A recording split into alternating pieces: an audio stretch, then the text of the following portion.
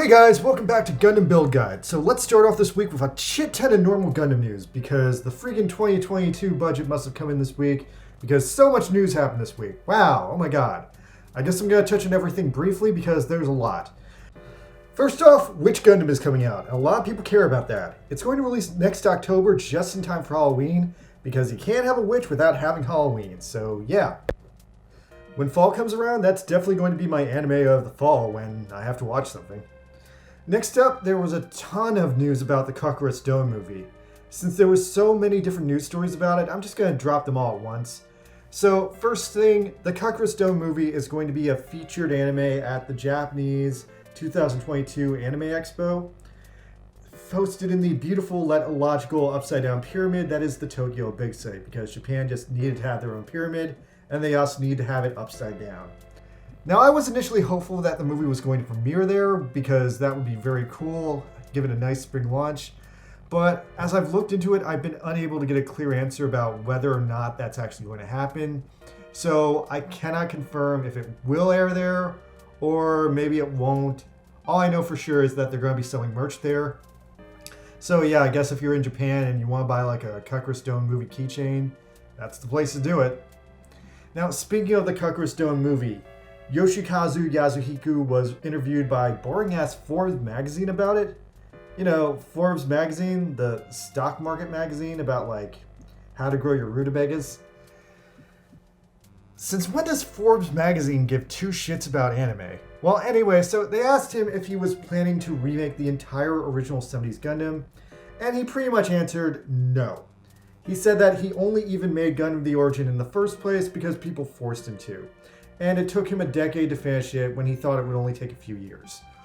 Now, he's only making a movie of this episode because the animation was so bad in the original, and he wrote the story for the original, and he didn't want his good-ass story being buried in bad animation memes. He did say, though, that if Tomino wanted to remake the original Gundam, he could do it like tomorrow. But Tomino's not going to do it because Tomino's old now, and he wants to do weird, sexy things that involve cheerleaders. Also, in yet another interview on the same topic, Kaz compared the Cucuruz Doan's Island story to the plot of Apocalypse Now because they both contain disillusioned soldiers using their military prowess to make themselves jungle paradises. Quite frankly, if this movie has a Francis Ford Coppola vibe, I will be so into it. And the last and final and most triumphant bit of Gundam news this week is last week I reported on the sad case of the 1-1 Gundam at Gundam Harbor, Yokohama, that despite only being up for a year was now set to be demolished. Well, good news. I guess a bunch of people cried about it or prayed to God because whatever happened, the Gundam in Yokohama has been granted an additional 1-year stay at the beautiful seaport to bask in the ocean and wave to tourists. Now, there's a snowball's chance in hell that if the Japanese COVID travel lockdown, which has been unfortunately in effect for 2 years, is dissolved, that if by any chance that happens, you can fly to Japan and see this Gundam come out of its big box and wave to you. You can probably get Chinese food there because Yokohama is a Chinese food town. But who knows if that's going to happen, but now there's a chance of it happening, so you got a chance. I got a chance. Anyway, that's the news for this week. Now, let's take it back to Gundam Breaker Mobile, where all kinds of weird shit is popping. This is a week with a lot of banners, and these banners are very intense. So, first thing first this week. My fucking dream, the Master Grade Scale Zeta Gundam has dropped. It's got a power attribute, it's a decent suit, and on top of that, it comes with a single, just the Zeta Gundam Step-Up Sokai banner for it. So cool, so good. Unfortunately, when I pulled on this banner, all I got was the backpack. And then afterwards, there was a normal banner for it, but the normal banner for it has below average shit rates. Do not pull on it. I love this suit, but this banner is so bad that I can't justify it.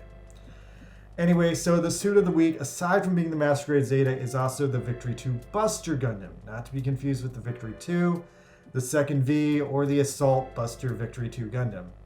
So that confused me. Now, to tell it apart from the Victory 2 Assault Buster, it has no shoulder armor, and it has a different, kind of larger backpack. I fundamentally don't care about this Gundam. I did one pull on it just so I could participate in the weekly missions, and then I moved on.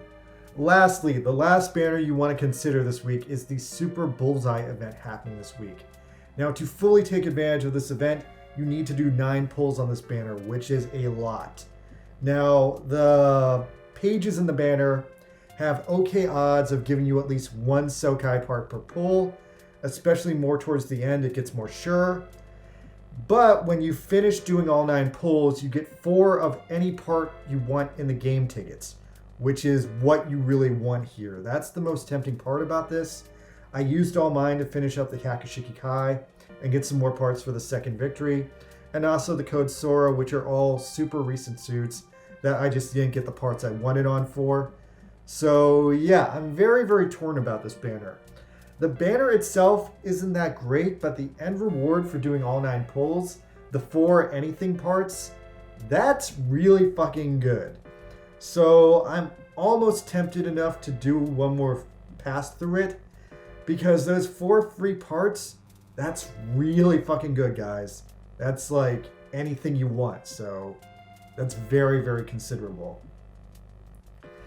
The only thing bad is the trash pulls leading up to it. That might not be worth the money since it is 9 pulls, but I think everyone should at least consider doing this once if you want to finish a specific Gundam that's really annoying you. Anyway, I myself did it once was enough, and I'm sure something better will come along later. I'm optimistically looking forward to the weekend. Now let's talk about this week's weekly mission. Now we have a standard weekly mission, although in a minorly refreshing change of pace, they've changed up the achievement requirements for the weekly mission, and that made it a little bit more fun. So instead of just cruising through it all with my one Gundam, I got to use a variety of Gundams, and I mixed it up a little. So I rampaged through a few missions with my Zeta, I rampaged through a few with the Samurai. I think I even got to use the brand new Gundam I designed this week like once or twice. The Gundam I designed this week is kind of a trash Zeta Gundam with a big backpack. Anyway, that all leads up to the suit of the week, the RX-78-3 G-3 Gundam. Technically the 7th of the RX-78 brothers we've gotten, but if you paint it in the RX-78-2 colors, then it becomes almost identical to the RX-78-2, except for a little bit more blue around the belly. I will say, though, that you can tell the difference in performance from the 78-2 to the 78-3, because the G3 is fucking fast as hell. Now, for those of you unfamiliar with the G3 is Amuro Ray's final upgrade from the novelization of Gundam. It's one of the most classic suits there ever was, because it's essentially Tomino's original intended paint job for the Gundam. It also typically gets paired up with Char's Rick Dom, which also never saw the light of day except in the novelization. Now, usually when it comes to Gundam novels, those elements don't usually get included in standard Gundam lore, but the G3 was so cool that it actually was. Now, in standard Gundam lore, it was supposedly built, only not piloted by Amuro. It's also very unclear how many G3s were built and who exactly piloted them all, because there are clashing stories about one was piloted by like a guy named Miguel, one was piloted with like the blank rival team. There's a lot of clashing lore when it comes to the G3 Gundam, especially because it was so prominent in the novelization. And for that reason, it's been featured in a bunch of other stories, and there's all these different stories about the same one Gundam. There are also 2 major variations on the G3. This week in Gundam Breaker Mobile, we're getting the classic purple and white G3. That's kind of the 70s look. But alternatively, there's the more recent all grayed out G3 version Ka, which has kind of a pure gray paint job, and sometimes it has a red star on the shield.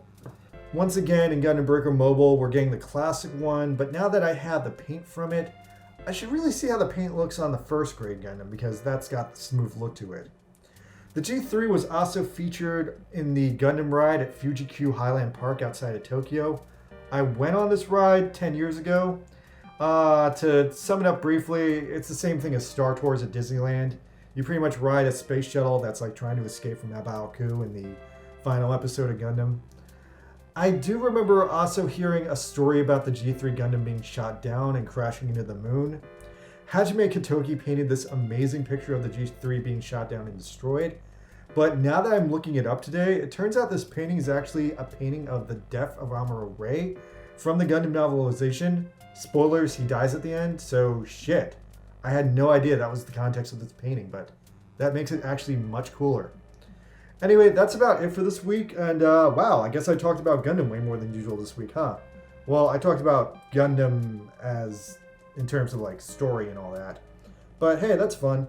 Anyway, in terms of Gundam Breaker Mobile, I'm going to come back either later tonight or maybe sometime tomorrow to deal with the battle circuit because I didn't finish the battle circuit this week and it's sure to be a tough one. So yeah, tune in guys. I'll be around one of these nights and I'll fight with the Melee Grand Prix once again. Should be good times. Alright guys, I'll see you next week. Have a good time. Later.